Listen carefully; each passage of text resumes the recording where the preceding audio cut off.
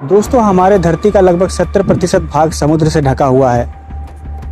ये कितना विशाल है, इस बात का अंदाजा हम इससे ही लगा सकते हैं कि हमारे समुद्र का सिर्फ 5% हिस्सा ही अभी तक एक्सप्लोर किया गया है। इस विशाल समुद्र में कई छोटे बड़े टापू भी मौजूद है और इनमें से कुछ टापू तो ऐसे हैं जिनका जमीन से दूर दूर तक कोई कनेक्शन नहीं है।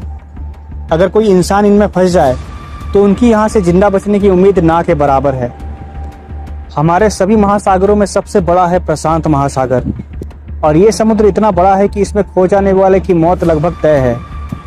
मगर एक इंसान ऐसा भी था जिसने इस समुद्र में 1 या 2 दिन नहीं बल्कि पूरे 438 दिनों तक सरवाइव किया।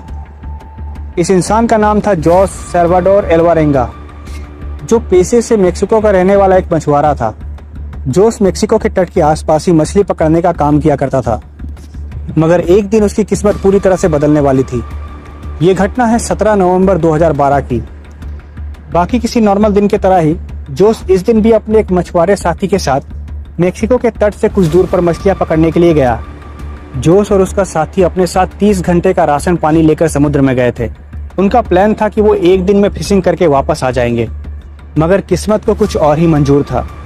समुद्री तट से लगभग 130 किलोमीटर की दूरी पर समुद्र में अचानक से तूफान उठने लगा। ये देखकर जोस और उनका साथी तुरंत अपने बोट को तट की तरफ रवाना कर देते हैं, मगर तट से सिर्फ 30 किलोमीटर की दूरी पर पहुंचते ही उनके बोट का इंजन खराब हो जाता है। वो रेडियो सिग्नल से भी मदद मांगने की कोशिश करते हैं, मगर कुछ समय के बाद उनके रेडियो की बैटरी भी डेड हो जाती है। जोस पहले से ही काफी परेशान थे। ऐसे में नेचर से उनके ऊपर एक और बड़ा हमला हुआ। अचानक से वहां समुद्र तट से हवाएं चलने लगी और इन हवाओं ने जोस के बोट को और समुद्र के भीतर ढकेल दिया। अब वो धीरे धीरे जमीन से और दूर चले जा रहे थे। उनके लिए हर एक बीतता दिन उन्हें मौत के और करीब ले जा रहा था।